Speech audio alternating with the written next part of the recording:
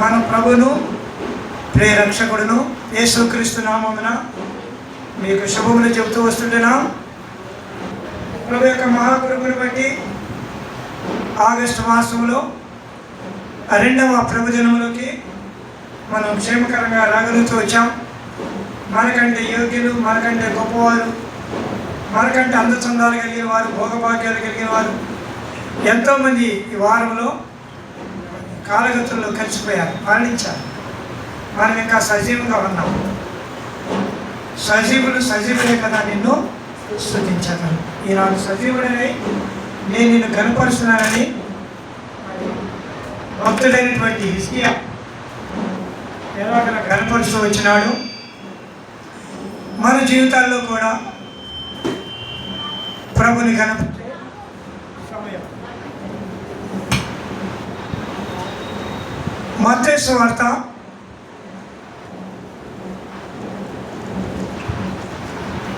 5వ అధ్యాయం నుండి మత్తయి సువార్త 7వ అధ్యాయం వరకు కొండ మీద ప్రసంగం అంటాం దీన్ని. ప్రభు యేసుక్రీస్తు వారు కొండ మీద ఓ పెద్ద ప్రసంగం చేశారు. 5వ అధ్యాయం 1వ వచనము మరియు 7వ అధ్యాయము ఆఖరి వచనం. ఆయన జనసమూహం చూసి కొండ ఎక్కి కూర్చుండగా ఆయన శిష్యులు ఆయన వద్దకు వచ్చిరి. 7వ అధ్యాయము ఆఖరి వచనం 28వ వచనం. యేసు ఈ మాటలు చెప్పి ముగించినప్పుడు జనసమూహం ఆయన బోధకు ఆశ్చర్యపడి ఏలయనగా ఆయన వారి శాస్త్రములే కాక అధికారం గలవానివని వారికి బోధించను. 5వ అధ్యాయము 1వ వచనములో ఆయన బోధ ఆరంభించబడింది. 7వ అధ్యాయము ఆఖరి వచనములో ఆయన బోధ ముగించబడింది. అంటే 5, 6, 7 3 అధ్యాయాలు విస్తారమైన ప్రసంగం ఆయన చేశారు. మొదటి వచనాల నుండి చూస్తే వారు ధన్యులు అని ఆరంభించి ధన్యతతోటి ఆరంభించి ఆయన చెప్పవలసిన సంగతులన్నీ చెప్పి ముగించాడు. మనము కూడా ఆయన సాన్నిధ్యంలో చేరి రావటం అనేది ప్రభు మనకిచ్చినటువంటి ధన్యత. ఈ ధన్యతల్లో ఆయన్ని ఆరాధించేవి ఇచ్చాడు, ఆయనతో నడవలసిన వారి సంగతులు చెప్పాడు, ఆయన ఏమై ఉన్నాడో కూడా చెప్పాడు. ఈ దాదాపుగా 3 అధ్యాయాల్లో ఉన్నటువంటి లేఖనాల్లో ఆయన ఎవరు, మనమెవరు, మన కొరకు ఆయన ఏమి చేశాడు, ఇలాంటి ప్రతి విధమైన సంగతులు అందులో ఇమించాడు. కాబట్టి ఇప్పుడు 5, 6 అధ్యాయాలు చదవగానే 7వ అధ్యాయంలో మనమెవరమి, ఆయన ఎవరు అనే సంగతిని ధ్యానిస్తాం. మొదటి వచనం 7వ అధ్యాయము 1వ వచనం మత్తయి సువార్త. మీరు తీర్పు తీర్చకుడి, అప్పుడు మిమ్మును గురించి తీర్పు తీర్చబడదు. తర్వాత 2వ వచనం, మీరు తీర్పు తీర్చు చొప్పుననే మిమ్మును గురించి తీర్పు తీర్చబడును, మీరు కొలత చొప్పుననే మీకును కొలవబడును. ఓ ప్రక్కనేమో తీర్పు, మరో ప్రక్కనేమో కొలత. తీర్పు తీర్చేటప్పుడు మీరు కూడా జైల్స్లో చూసుంటారుగా, ధర్మదేవత కాటా పట్టుకొని ఉంటుంది కదా, ఇది తూలిక. యువతలు చూస్తే కొలత కూడా తూలికే. కొంత ఈ వాటర్ అయితేనే లిక్విడ్ అయితే వీటితో కొలుస్తారు కదా, బాటిల్స్తో కొలుస్తారు. లేకపోతే బరువు అయితే కనుక దానికి కావాల్సిన రాళ్ళు వాటితోటి. సో కాబట్టి ఇప్పుడు జ్ఞాపకం చేయబడిన సంగతి ఏంటంటే, మనము తీర్పుకు చెందిన వారం. ఎప్పుడైతే మధ్యలో ప్రభు యేసుక్రీస్తు వారు తన యొక్క నీతిని మనకు అనుగ్రహించాడో మనం కొలమానంలోకి వచ్చాం. మనమేమో తీర్పు కింద ఉన్నవారు. తీర్పు అంటే శిక్షావిధి, తీర్పు అంటే నేరం, తీర్పు అంటే పాపం, తీర్పు అంటే అపరాధం, తీర్పు అంటే దోషం, అతిక్రమం, ఇవన్నీ కూడా తీర్పు కిందకు వస్తాయి. మీరు తీర్పు తీర్చడానికి సరిపోరు. ఎందుకంటే మీరే తీర్పు కింద ఉన్నవాళ్ళు, మీరే శిక్షావిధికి ఉన్నవాళ్ళు, మీరే నేరస్తులు, మీరే దోషులు, మీరే పాపులు. ఇప్పుడు అనవచ్చు, మేమెట్లా పాపులు అవుతామండి, మేమెట్లా తీర్పు కింద ఉంటామండి అంటే, మన పితరుడైనటువంటి ఆదాము ఆజ్ఞను అతిక్రమించాడు. ఆజ్ఞ అతిక్రమమే పాపం. అక్కడ నుండి మన జన్మం ఎట్లాంటిది? మన జన్మము పాప జన్మం. పాపములోనే నేను పుట్టి తిని, పాపములోనే నా తల్లి నన్ను గర్భము ధరించాలని కీర్తనకాడు అన్నాడు. అంటే వి బోర్న్ విత్ ద సిన్. అందుకని బోర్న్ అగైన్ కావాలి, తిరిగి జన్మించిన క్రొత్త జన్మ. క్రొత్త జన్మలోకి వచ్చినప్పుడు కొలతలోకి వస్తాం, తూనిక నుండి కొలతలోకి వస్తాం. ఇది దేవుని యొక్క నీతిని బట్టి మనకి అనుగ్రహింపబడిన మొదటి సంగతి. తర్వాత 3, 4, 5 వచనాల్లో ఏముందంటే, 3వ వచనం, నీ కంటిలోనున్న దూరమునెచ్చక నీ సహోదరుని కంటిలోనున్న నలుసును చూచుంటే కదా. దూరం ఈ పక్కన ఉంది, నలుసు ఈ పక్కన ఉంది. ఏది పెద్దది? దూరం. కాబట్టి దూరం అనేది కూడా మన శాపగ్రస్తమైనటువంటి జీవితానికి కారణమైనది. సో దూరం ఈ ప్రక్కన ఉంది, దేవుడు దానిని నలుసుగా మార్చాడు. దీని కొరకై ఆయన చేసినటువంటి కార్యం ఏంటంటే దయ చూపించాడు. నీతిని చూపించి తీర్పు నుండి కొలతలోకి తీసుకొచ్చాడు. దయను చూపించి దూరములో నుండి నలుసులోనికి తీసుకొచ్చాడు. అంటే చిన్న వ్యక్తిగా చేశాడు, పెద్ద ద్రోహిగా, దోషిగా, అపరాధిగా. ఇంకా చెప్పాలంటే అన్నాడుగా, దుష్టుల ఆలోచన చొప్పున నడవక, పాపుల మార్గమున నిలవక, అపహాసకులు కూర్చుండు చోట. అంటే ఇప్పుడు దుష్టులు, పాపులము, అపహాసకులం కదా. అపోస్తలుడైన పౌలు అంటాడు, నేను దోషకుడను, హింసకుడను, హానికరుడను, పాపులలో ప్రధాన పాపులను. సో దూరం అంటే అట్లా ఉంటుంది అన్నమాట, చాలా పెద్దది. ఇప్పుడు ఇంటికి దూరం కట్టాలమ్మా, నలుసును తీసుకొచ్చి పెట్టేసి ఏ సైడ్ కరెంట్ ఆగుతుందా? రద్దు వేయాలి, ఇక్కడ అక్కడికి వేయాలి. అది దూరం అంటే. కాబట్టి దుష్టత్వం, అపహాస్యం, పాపం అనేది చాలా పెద్దది. అక్కడ నుండి ఆయన దయ చొప్పున నలుసులాగా, అంటే ఆయన ఊదితే పోతుంది. కంట్లో దూరం పడుతుంది, నలుసు పడుతుంది, నలుసు పడుతుంది. ఒక సిస్టర్ ఉందని అనమాట, నాకు కంట్లో ఏదన్నా నలుసు పడిందంటే ఆమె దగ్గరికి వెళ్ళిపోతాను. నాలుగు పెట్టి తీసేస్తుంది, చేస్తారుగా. కంట్లో నాలుగు పెట్టేసి ఆ పక్క నుండి పక్క తిప్పేస్తుంది అంతే. మీకు తెలుసా? చేస్తారండి మీకు ఎన్నిసార్లు నా కంట్లో నలుసుని నాలుగుతో తిప్పించుకున్నా నాకే తర్వాత. అది రాదు, ఎక్కడో అతుక్కుపోద్ది, గరమంటుంది, వెళ్ళలేము, ఎక్కడ ఏం చేయలేము. బండి బస్సు సర్కాలో దేనికైనా వెళ్ళి పడిపోతాం. ఇక వెంటనే అక్కడ గుర్తొస్తాం, మరీ పక్క ఎక్కడ ఉండాలంట. ఇంటి దగ్గర ఉన్నానయ్యా, వస్తువులో నలిసిపడింది, వెళ్తాం, తీసేస్తాం, క్షణంలో తీసేస్తాను నాలుగుతో. కాబట్టి ఎందుకు ఈ సంగతులు చెప్తానంటే, ఈజీగా తీసి వేయగలిగితే నలుసు, ఎప్పటికీ పోనిదే దూరం. వారి దోష శిక్ష అట్లే ఉండాల్సింది, ఎప్పటికీ తీసివేయబడడానికి అవకాశం లేదంట. కీర్తన 49వ అధ్యాయంలో అంటారు, అట్లాగే ఉండాల్సింది.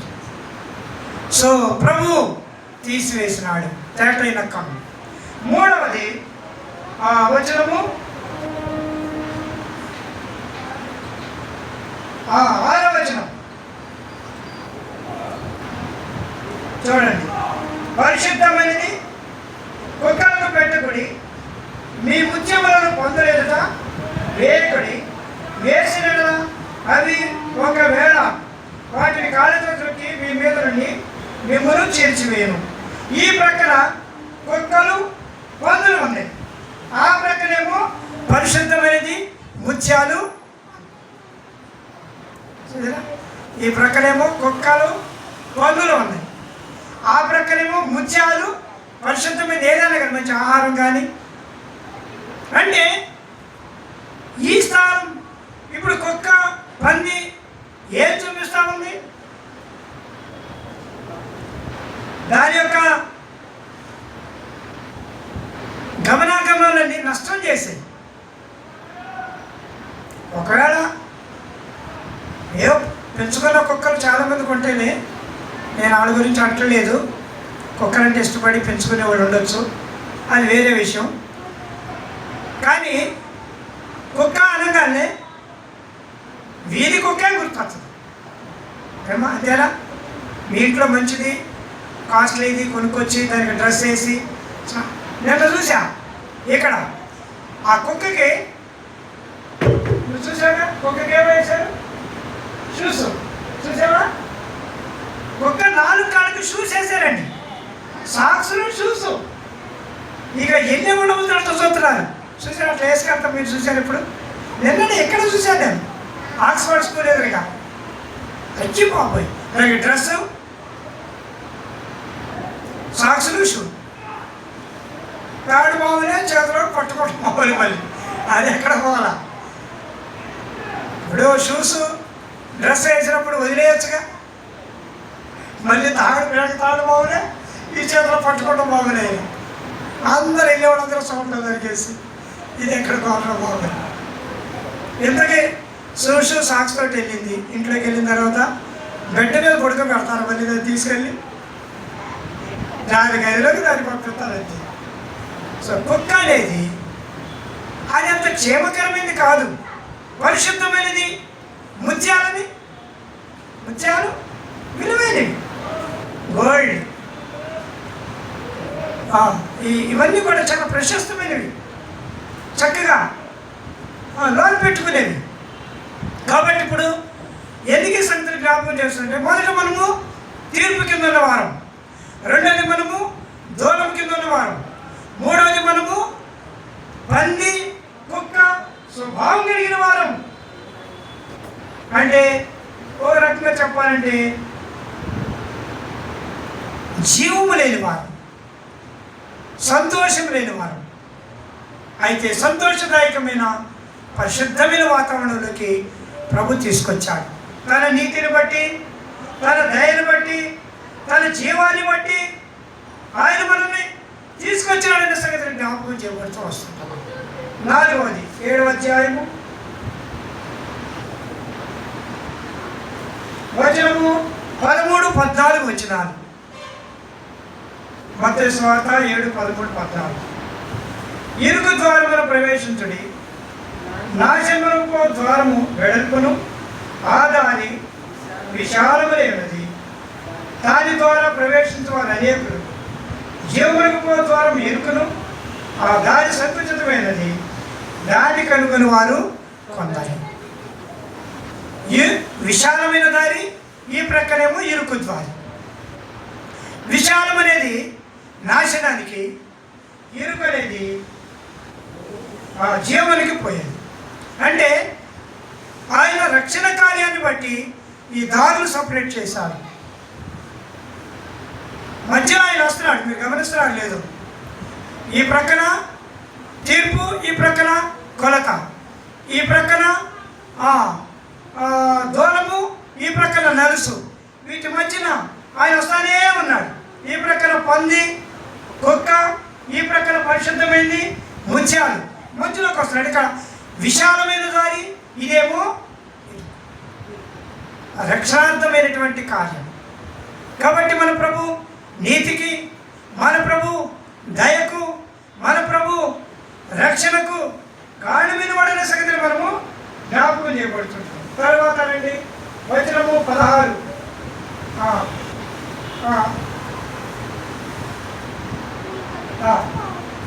వచనం, వారి ఫలములను మీరు వారిని తెలుసు. ముళ్ళ పొదలో ద్రాక్ష పండ్లను, పల్లేరు చెట్లను, అంజూరు పండ్లను పోయిదిరా. ఈ ప్రక్కన ముళ్ళ పొదలు ఉన్నాయి, పల్లేరు చెట్లు ఉన్నాయి. ఈ ప్రక్కన అంజూరు చెట్లు ఉన్నాయి, ద్రాక్ష చెట్లు ఉన్నాయి. మీకు అర్థమవుతుంది అనుకున్నా నేను చెప్తున్నా కదా. ఈ ప్రక్కన ద్రాక్ష చెట్లు, అంజూరపు చెట్లు ఉన్నాయి. ఈ ప్రక్కనేమో ముళ్ళ చెట్లు, పల్లేరు చెట్టు. పల్లేరు చెట్టు, పల్లేరు కాయ చూశారు మీరు? ఇంతే ఉంటుంది. ఏమో మీకు తెలుసా పల్లేరుకాయ ఎంత ఉంటుంది? అది ఇంత ఉంటుంది. గుచ్చుకుందంటే ఎంత బాధో తెలవదు. ఎంత ఉంటుందో ఇంత ఉంటుంది.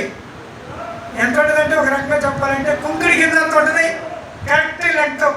కుంకుడి గింజ కూడా తక్కువే ఉండొచ్చు కూడా, ఇంకా అంత ఉంటుంది. గుచ్చుకుందంటే అది పెట్టే బాధ ఎంత అంత కాదు.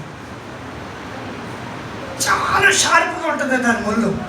ఒక్క ముళ్ళు కాదు, కరోనాకి ఒకటే చూడు, ఆ ఒక్క గింజకి కరోనాకు ఉన్నటువంటి ముళ్ళు ఒకటే గుచ్చుకోదు. దానికి ఎన్ని ముళ్ళు ఉంటాయి అన్ని ముళ్ళు గుచ్చుకోండి. అది ఆ పక్కన ఉంది కదంటే ఇట్లా అంటావు కానీ ఆ పక్క తిరిగేస్తుంది, మరి ఆడికి గుచ్చేస్తుంది. ఎందుకంటే మా ఫుట్బాల్ కోర్టులో పల్లేరు చెట్లు విపరీతంగా ఉండి షూ వేసుకున్నప్పుడు గేమ్ బాగానే ఆడేవాళ్ళం, కానీ షూ లేకుండా వెళ్తే ఉంటుంది నరకం అన్నమాట. కాళ్ళు నిండా గుచ్చుకుంది, అనుభవించాం. కాబట్టి జ్ఞాపకం చేయబడే సంగతి ఏంటంటే ముళ్ళు చెట్లు అంటే మనకు తెలుసు, అందరికీ తెలిసినవి. ఏ ముళ్ళు ఏదో ఒక ముళ్ళు. కాబట్టి ఈ ప్రక్కన ముళ్ళు పల్లేరు చెట్లు ఉంటే ఈ ప్రక్కన అంజూరపు కాయలు, ద్రాక్షకాయలు ఉన్నాయి. వీటిలోనికి ప్రభు మనం తీసుకురావడానికి ఏమనుగ్రహించినాడంటే ఆరాధన, ఆరాధిస్తే ఆనందం. ఈ ముళ్ళు ఏం చూపిస్తాయి? సింహపు కూరలు అన్నాడు కీర్తనకారుడు కదా. బ్రహ్మదండి చెట్లు అన్నాడు యేసుకేలు గ్రంథంలో, అన్నాడా లేదా? ఇవన్నీ ఏం చూపిస్తాడంటే పాపానికి సాదృశ్యం. పాపంలో ఉన్నవాడు గుచ్చుతాడు, పాపంలో ఉన్నవాడు బాధ పెడతాడు, పాపంలో ఉన్నవాడు వేధిస్తాడు. అదే ఆరాధనలోకి పరిశుద్ధమైనటువంటి యేసుక్రీస్తులోకి వచ్చిన వ్యక్తి ఆహారాన్ని ఇస్తాడు. అంజూరపు కాయలు మాకు వద్దని వాడు ఎవడన్నా ఉంటాడు ప్రపంచంలో? ద్రాక్షకాయలు మాకు వద్దని చెప్పేవాడు ఎవరైనా ఉంటారా? అక్కడికి దొరుకుతాయి అనుకుంటే లేక మీకు 2 అంజూరు 5 దొరుకుతాయి. మాకు తక్కువ, కానీ ఇండియాలో తక్కువ. ఇక్కడ కూడా దొరుకుతాయేమో, కానీ ఫారిన్ కంట్రీలో ఎక్కువ దొరుకుతూ ఉంటాయి. సో కాబట్టి జ్ఞాపకం చేయబడే సంగతి ఏంటంటే మన ప్రభు ముళ్ళ తుప్పల్లో నుండి ఫలాల్లోకి, శ్రేష్టమైన రుచి కలిగినటువంటి జీవితాల్లోకి, ఆరాధనలోకి ప్రభు మనల్ని ఇక్కడితో ఆపుతాం. ఇసుక మీదిల్లో ఉంది, బండ మీదిల్లో ఉంది, ఇంకా అక్కడి వరకు పోను. కాబట్టి వీటిని బట్టి మనకు నేర్పించబడే సంగతి ఏంటంటే మన ప్రభు అయిన యేసుక్రీస్తు వారు వాటన్నిటిలో కనబడుతున్నాడు. త్రాసు దగ్గర కర్ర, సిలువ కనబడతా ఉంది. కిందకు వచ్చిన తర్వాత దూరాల దగ్గరకు వచ్చేటప్పటికి కొయ్య కనబడతా ఉంది. ఇంకా కొంచెం కిందకు వస్తే ఆయన చేల్చబడ్డం కనబడుతుంది. పందులు, కుక్కలు చీల్చేస్తాయి. చేల్చబడిన వాడిగా కనబడుతున్నాడు. ఇంకా కొంచెం వస్తే దూషింపబడిన వాడిగా, మేకులు కొట్టబడిన వాడిగా, వీటన్నిటిలో మధ్యలో ఆయన కనపడతాం. స్నేహితుల సహోదరి, ఉదయ కాలంలో మన ప్రభు అయిన యేసుక్రీస్తు వారు మేకులు కొట్టబడ్డాడు. మన ప్రభు అయిన యేసుక్రీస్తు వారు కొరడా దెబ్బలు భరించాడు. మన ప్రభు అయిన యేసుక్రీస్తు వారు సిలువను మోసాడు. మన ప్రభు అయిన యేసుక్రీస్తు వారు మొయ్యలేని కొయ్యను మోసి ఆకాశానికి, భూమికి మధ్యలో వేలాడుతూ వచ్చాడు. అంతేనా, మరణం పొందాడు, సమాధి చేయబడ్డాడు, తిరిగి మృత్యువు నుండి తిరిగి లేచాడు. జయశీలుగా ఆయన ఆరాధించేవారుగా చేస్తూ వచ్చినాడు. ఇదే అగాపే ప్రేమ, ఇదే కల్వరి ప్రేమ. ఇదే శిలువ ప్రేమ, ఇదే మార్పు చెందని ప్రేమ, ఇదే మహిమోన్నతమైన ప్రేమ. కాబట్టి ఒక్కసారి లేఖనాల్లోకి వెళ్తే తీర్పు నీది, దూలము నీవు, పంది కుక్క నీవు, ముళ్ళు, పల్లేరు ముళ్ళు, గచ్చ పొదలు నీవు నేనే ఉండగా ఇసుక మీద కట్టి నీళ్లు మంది మన జీవితాలు. యేసు ప్రభువుని అంగీకరించకపో మన స్థితి ఇసుక మీద వాన కొడితే, వరద కొడితే తొత్తు నీళ్ళుగా పోయినటువంటి జీవితాలు మనవి. అయితే మన ప్రభువు యేసుక్రీస్తు వారు మన కొరకై విజయవంతమైన జీవితాన్ని ఇవ్వడానికి ఇష్టపడ్డారు. కాబట్టి మత్తయి సువార్త 7వ అధ్యాయంలో ఎన్ని సంగతులు. ఓ ప్రక్కన మన పాప సంబంధమైన నైజం అయితే, మరో ప్రక్కన మన పరిశుద్ధ జీవితానికి సంబంధించిన నైజం అయితే, మధ్యలో మన ప్రభువు యేసుక్రీస్తు యొక్క శిలువ, మరణ, భూస్థాపన, పునరుత్థానములు కనపడుతూ ఉంటే ఆయన ఆరాధించకుండా ఎలా ఉండగలం? ఆయన స్తుతించకుండా ఎలా ఉండగలం? ఆయన ఘనపరచకుండా ఎలా ఉండగలం? కనుకనే వాక్య పెరుగులో ప్రభుని కొనియాడి కీర్తిద్దాం, ఆరాధిద్దాం, కృతజ్ఞతాస్తుతులు ఏమని చెప్తాం? ప్రభా, పల్లేరుగాయ నేను, ముళ్ళ పొద నేను, పందిని నేను, కుక్కని నేను, దూలమును నేను, తీర్పును నేను, ఇసుకను నేను, ఇరుకు విశాలమైన మార్గము నేను. అయితే నీవు నా కొరకే ఇరుకు మార్గంగా చేపడ్డావు, నలుసుగా చేయబడ్డావు, ముత్యముగా చేయబడ్డావు, పరిశుద్ధమైనదిగా చేయబడ్డావు. నా కొరకు ఓ బండ మీద కట్టిన ఇంటిగా నన్ను విశ్వాస జీవితాన్ని చేశావు. ఇదిగో నా హృదయార్పణని ప్రభు దగ్గర సాగిలు పడదాం. ప్రభు మన ఆరాధన అంగీకరిస్తాడు. తద్వారా ప్రభుకు మనం ఎంతో ప్రీతి పాత్రలుగా ఉంటాం. ప్రభు ఈ మాటలతో మనల్ని ఆరాధన కొరకే సంసిద్ధపరచును గాక. ఆమేన్.